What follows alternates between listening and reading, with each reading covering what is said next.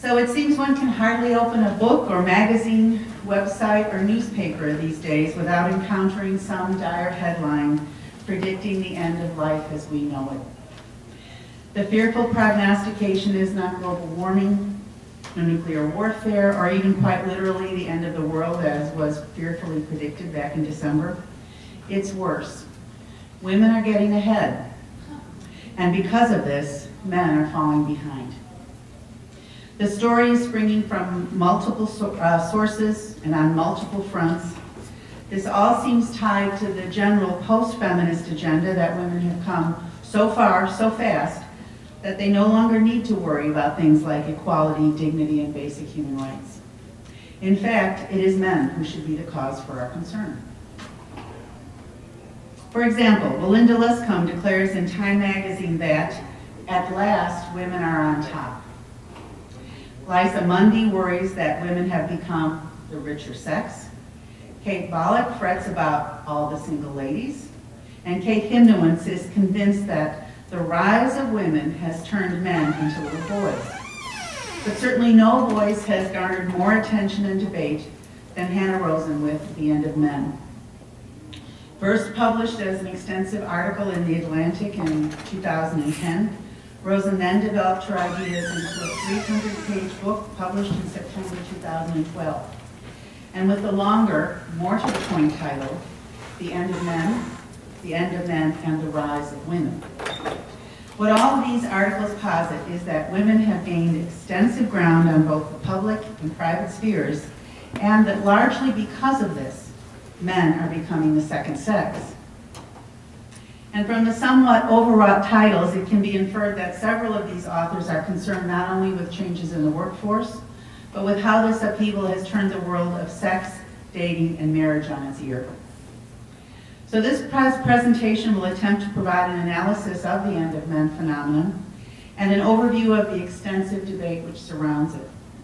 Then by situating it within a post-feminist context and using the work of influential feminist theorist Simone de Beauvoir, we'll attempt an examination of some of the deeper psychological and philosophical undercurrents in the End of Men discourse. So where is all this talk coming from? Certainly Rosen and her colleagues are not the first to set forth a discourse about real or imagined achievements by women and how they might or might not have arrived on the backs of men. In 1991, using a decidedly pro-feminist perspective, Susan Faludi explored how the backlash against women was a cynical ploy designed to undercut feminist gains and sell products. Then at the turn of the 21st century, during the time of what British cultural critic Angela McRobbie calls the double entanglement, a developing neoconservative movement is competing with more liberalized social forces, giving rise to the first inklings of post-feminism, and we can talk more about this later if people have questions. A contemporary ideology that developed in reaction to the second-wave feminist movement. It is also at about this time that Christina Hoff Sommers and her brethren at the American Enterprise Institute, a conservative think tank, kicked things off with a decidedly anti-feminist debate that fueled the early stages of the End of Men discourse. Summers, one of the most outspoken critics of 20th century feminism, contends in her War Against Boys that ill-conceived curriculum and an educational system skewered to favor girls were destroying young men. Some of these ideas reemerged 10 years later among Rosen and others promoting the contemporary End of Men debate, only with a less vitriolic stance against feminism. Rosen, in addition to contending that, quote, the modern post-industrial economy is simply more congenial to women than to men, also points to the greater academic performance of girls and young women as further evidence of women's increasing domination over men.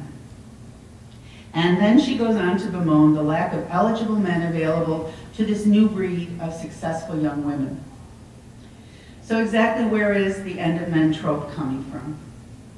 For centuries, women were systematically barred from achievement in the public sphere. Now they have finally started to demonstrate limited success in the workforce, and Rosen and her confederates are sounding the alarm. This is the end of civilization as we know it. A number of critics, including Stephanie Coons, in her The Myth of Male Decline, as well as University of Maryland sociologist Philip Cohen, have provided comprehensive rebuttals to Luscombe, Rosen, Mundy, and others. They have been quick to point out that there are a host of problems in the research methodology, as well as complicating factors that require a much more nuanced interpretation of the data supporting their claims. Even the central premise on which Rosen bases much of her argument, that the modern post-industrial economy, together with the ravages of the Great Recession and the dramatic loss of manufacturing jobs, have decimated traditional male dominance in the workforce and advantaged women, seems rooted in a very flawed and incomplete analysis. For example, she states that men were hit disproportionately hard in 2007 at the start of the Great Recession, when 75% of the 8 million jobs lost were by men. However, by 2011, the situation had reversed. According to the Chicago Sun-Times, Labor Department statistics showed that between May 2010 and May 2011, the number of newly employed men was up 686,000, while employment among women fell by 85,000 during that same period. And Coons notes that so far, men have recovered 46% of their lost jobs, as opposed to only 30% of women's lost jobs. Cohen and others point out that rather than draw from comprehensive studies available to provide data on gender in the workforce, the end of Menners almost entirely rely on unpublished studies conducted by market research firm Breach Advisors, who were hired to analyze how possible shifting employment trends might affect consumer markets. An example of the hazard of this approach is in the claim made in multiple End of Men articles that the REACH data shows that never married, childless women in the 22 to 30 age bracket living in urban areas earn 8% more than young men in their peer group. The problem with this statistic, as multiple critics have pointed out, is that it is applying an apples to oranges comparison that doesn't take into account the demographic anomaly that urban areas have large percentages of highly educated single women and large percentages of young, poorly educated men. The fact is, according to a recent study done by the American Association of University Women, among never married, childless 22 to 30-year-old urban workers with the same educational credentials, males out-earn females in every category. A woman earns 5% less the first year out of college than a man at a similar job, and within 10 years, 12% less. Additionally, most studies still place the overall income gap between men and women at around 77%, which might explain why women still hold a majority of jobs in some areas. Employers can pay them less. And the problem of boys' underachievement in school and academia also provides a persistent backdrop to the larger discussion about men's downturn in the world of work, one in which there is also a problematic approach to data analysis. More and better educational opportunities have opened up for women and girls over the past 40 years. They had to, in the wake of the women's movement. And it's opened a floodgate of criticism that goes back to Summers and continues with the current wave of End of Men proponents. And a similar faulty pattern or incomplete pattern of data is part of this discussion as well. Even the role that the women's movement may have played in the supposed role reversal is misinterpreted. It's certainly true that the women's movement has influenced many socioeconomic trends that are affecting the role and range of women in the workforce. Fewer women are marrying, and those that do marry later. Consequently, more women must work. More women want to work. But it is also true that during the same period, which saw the beginning of improvements for women in the workplace, a larger pattern of income disparity started as well. A pattern that may do more to explain the changes in the demographic patterns of the workforce far more accurately than the conclusion that women are overtaking men in any wholesale fashion. It was at this time that we see the beginning of the widening gap between those in the upper income brackets and those in the middle and lower brackets, and this gap is still increasing dramatically. In an analysis of the latest census data found at Bloomberg.com, the income gap between rich and poor has widened to the most it has been since 1967. According to Bloomberg, average incomes fell for the bottom 80% of earners and rose for the top 20%. This pattern is reflected in earnings for both genders. The top 1% of households experienced about a 6% increase in income, while at the same time the median household income dropped 8.1% from 2007, with no improvement at all for those living in poverty. And as several critics of Rosen's article have been quick to point out, it is men in the lower income brackets, particularly minorities and those from immigrant groups, who have been hit especially hard by both the widening income gap and the Great Recession. The truth is that while women in these circumstances, who must work if their families are to survive, had nowhere to go but up, but the same was not true of their male counterparts, who had much farther to fall. The ascent of women, ubiquitously coupled with the end of men, places blame for changes in socioeconomic trends on women. It seems as if the myth of Eve persists, instead of where it squarely belongs, on the ever-widening income gap that has been slowly killing the middle and working classes in the United States over the last 40 years. And the most egregious hole in the end of men's story has been the failure to include race and class as part of the analysis. But perhaps more than any specific argument to the end of men rhetoric, the most essential counter-argument is simply this: what's the rush? It's way too soon to draw any useful conclusions to what may or may not be shifting patterns in the workforce and their associated trends in marriage and family life. The world is globalizing, shifting, and changing as we speak, and the mess that has been the world economy over the past 5 years makes any attempt at analysis particularly difficult. What we're looking at here is what Cohen calls a trend in progress, and it is much too soon to tell if any permanent employment patterns have been established. And as Rachel Shears suggests, it might take a while before we are able to fully understand the inner lives of breadwomen and the changes they bring to society. And so let's use Simone de Beauvoir now to take it from economics and sociology and look at some of the psychological and philosophical implications. To quote, some of you have heard this before, I think. One is not born, but rather becomes a woman. No biological, psychological, or economic fate determines the figure that the human female presents in society. It is civilization as a whole that produces this creature, intermediate between a male and eunuch, which is described as feminine. Only the intervention of someone else can establish an individual as the other. I would argue that those words are still as true today as they were in 1949 when de Beauvoir first penned them. By them, she means that one's gender identity is not innate, but rather is constructed by a complex and pervasive system of enculturation through which humans understand themselves and formulate their own subjectivity through seeing themselves through the eyes, the gaze, as she called it, of others. And it is through the particular manner in which this system is applied to the formation of female identity that women are established as the other in terms of gender roles. There is little evidence to counter and much to support that the contention that the patterns of enculturation de Beauvoir dominates in the second sex still exist today. While it is true that the very fact that the End of Men issue incorporates discussion about the extent of women in managerial positions, in their receiving the majority of college degrees, or marrying later or not at all, does support that in the aftermath of the feminist revolution, women have made gains in both the public and private spheres that de Beauvoir might not ever have imagined in her lifetime. However, I'm convinced she would take issue with much of the End of Men discourse that has arisen in response to it.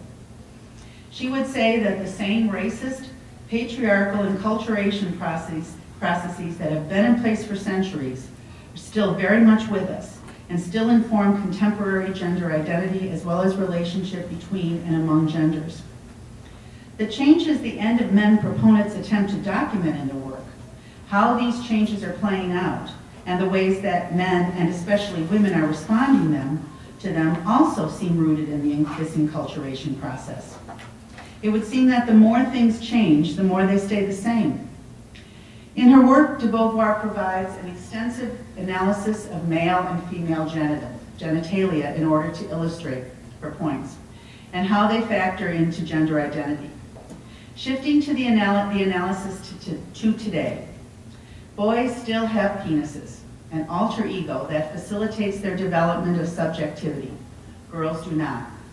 Boys still are not forced to internalize their sense of self, while a girl is still positioned to identify with her insides. If an analysis of ads running routinely in the Sunday papers is any indication, boys are still overwhelmingly encouraged to engage in active pursuits, while girls in passive, narcissistic pastimes. In fact, the first page I opened in a recent ad for Target, one of the nation's major retailers, displayed a boy of about 10, gleefully positioned with a Nerf Retaliator blaster. Directly opposite was a girl of approximately the same age, seated primly at a Disney Princess Cinderella carriage vanity, smiling as she gazed at her image in the mirror. And it goes without saying that in ad after ad, girls were shown playing with dolls, while boys were engaging with Legos, sports equipment, and other active toys. It was a startling reinforcement of the way boys are encouraged to actively participate in the formation of their own subjectivity, while girls are told to project their existence into an image. In short, all of the early experiences de Beauvoir outlines as formulating gender identity still play out. The difference being that over the past 40 years, an additional message has crept into the lexicon heard by girls, and it is this. In addition to being pretty, charming, and feminine, you must also be a superwoman. You need to be successful and to be all that you can be. No wonder that Rosen and her sisters have adopted the sky is falling mentality to their own and others' successes. How on earth does one resolve such conflicting images and messages? De Beauvoir might say that perhaps for these women, the burden of living up to these be charming and feminine but also successful messages is just too much. Perhaps the demands and values imposed by the patriarchal Western capitalist workforce create an environment of, quote, forlorn desertion in a strange world, a catastrophe. And the only way out is to project an image that curiously resembles the universal gendered other, distorted by reality and values created by the gaze of those who look. In addition to asking how de Beauvoir would understand and respond to the End of Men saga, it also might be useful to ask how she would respond to the post-feminist ideology that undergirds it. For in the multiple articles promoting the rise of women and correlating the fall of men, the pattern becomes clear. None of the writers adopt Summers' overtly anti-feminist stance. Feminism is taken into account, and the successes of the second wave are acknowledged, sometimes blamed, as being at least partially responsible for the gains women have made. Feminist success becomes female success, and as a result, women are personally and sexually privileged, free to either domesticate the men in their lives in a somewhat grotesque parody of traditional marriage roles, or to ignore them altogether. And they are financially free to consume both goods and culture. Of course, in the discussion of the End of Men, the full benefits enjoyed by the new free women are largely reserved for white middle-class women. Poor and working-class women and women of color must be content with earning more than their male counterpoints. Perhaps it is this privilege embedded in the End of Men dynamic that might help de Beauvoir to explain why it is that most of the work ascribing this phenomenon is coming from women. She might ask, why are women so upset, like anxious mothers, at the possibility, real or imagined, that women could exceed men? It would almost seem as if there's an expression of maternity with which de Beauvoir believes women are indoctrinated from their earliest years. One possibility is that the End of Men proponents feel this driving need to worry about the End of Men within the context of women's achievement, because at some level there is the belief that women do not deserve it. That it is very difficult for women to rise above the consciousness of their own otherness. Another possible theory de Beauvoir might posit is that it springs from a certain mean girls mentality that is rooted in the complexities of the mother-daughter relationship, which she discusses a great deal in The Second Sex. As she says, quote, "The daughter is for the mother at once her double and another person. The mother is at once overweeningly affectionate and hostile toward her daughter. She saddles her child with her own destiny, a way of proudly laying claim to her own femininity and also a way of revenging herself in it." And in competing with boys for the limited jobs and other resources, and with other women for the most limited resource of all, the few good men, we are failing to be true women, a development that must be addressed in a spirit of self-criticism, caution, and worry. In 1949, the year The Second Sex was first published in the original French, there is no way de Beauvoir could have anticipated the rise of media culture and the ways in which it would influence and compete with the early messages an individual receives with respect to formation of gender identity. Whether or not women are starting to take over from men in the marketplace, the fact that we are still, in 2012, talking about gender in such binary, essentialist terms would indicate that only limited progress has been made. Rosen, for example, points to the proliferation of growth in what she calls nurturing professions as evidence of women's takeover of the workforce. She speaks of women forced to do things that are against their natures, and points to women measuring up better than men because they are more dutiful, and cites models in which the 2007 financial crisis might have been due to a link between men's testosterone levels and excessive risk, and wonders if there might be something to the notion of women bringing a superior moral sensibility. All of these are contentions that I think de Beauvoir would probably view with a jaundiced eye.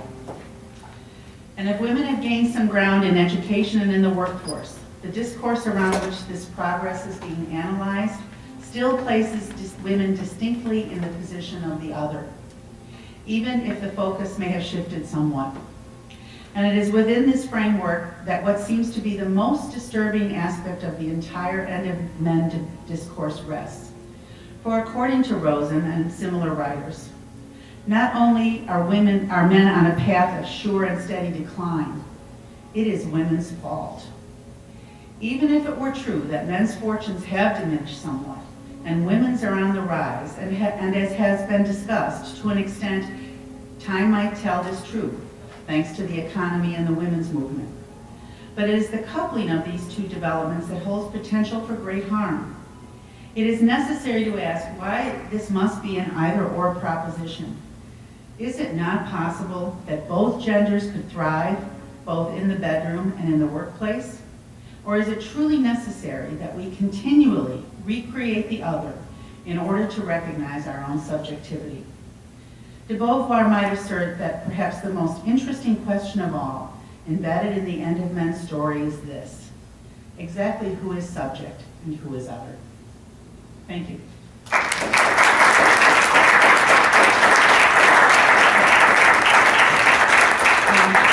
I think we have time maybe for just one or two questions, and then we'll move on to Donovan's presentation. Okay, great. I'm sorry, Holly. I wondered if you'd seen the New York Times front page story about how the math scores of women are way below those of men in the United States, although this is not the case in Dubai, in Jordan, in Eastern Europe, and in Thailand.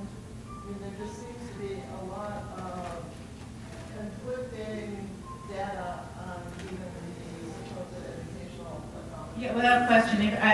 That was an area I cut a lot from the paper because it's very complicated, but there's a lot of data that kind of illustrates the cherry picking of data that's being utilized to support this contention that women now are being favored in education. Again, it's much more nuanced than that, and it's sometimes just it's outrightly refuted by many of the recent studies. But again, most of them go back to that one REACH Institute. It's really interesting. I hadn't realized that until I started pulling it apart a little bit. That's the source of a lot of this. It seems that it was like a kind of a house of cards. One of them used it, and then it's been subsequently drawn from. Yeah.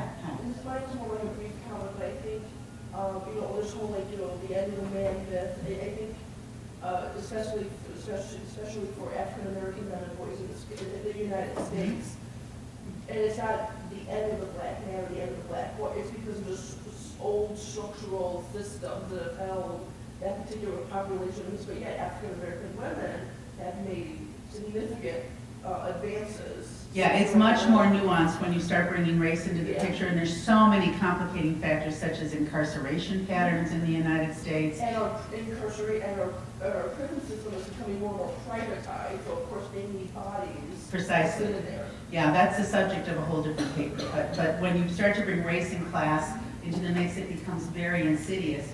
And this is something that's totally ignored in all of these very lengthy and well-promoted articles that have appeared in magazine after magazine after magazine. One more, yeah, final comment maybe, huh? Yes.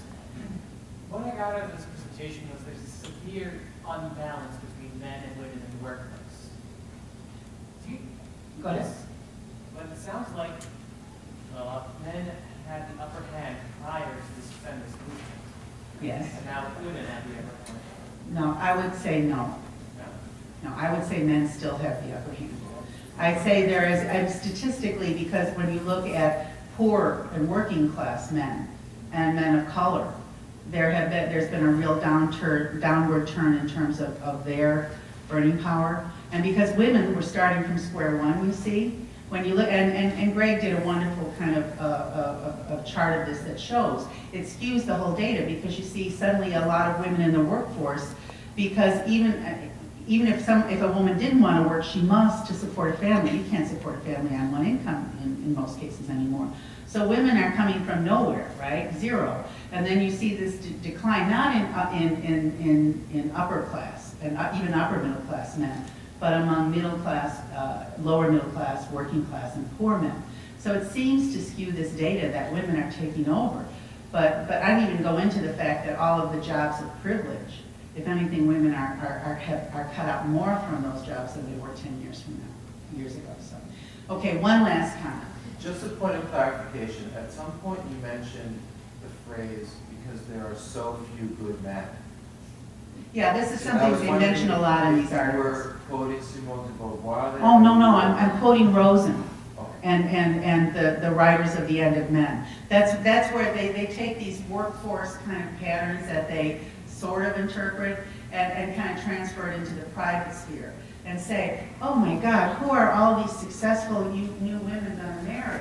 There's no men worthy of them. That's part of the discourse as well, and it's emphasized more in some articles than others. And when it was split, no one raised an eyebrow. All of these highly educated men, who are they going to marry? And it's outrageous, really. Yeah, it's just, there's so much about it is outrageous. And the thing that, again, is disturbing is all of this stuff is coming from women. Young professional, young to my age professional. Okay, thank you.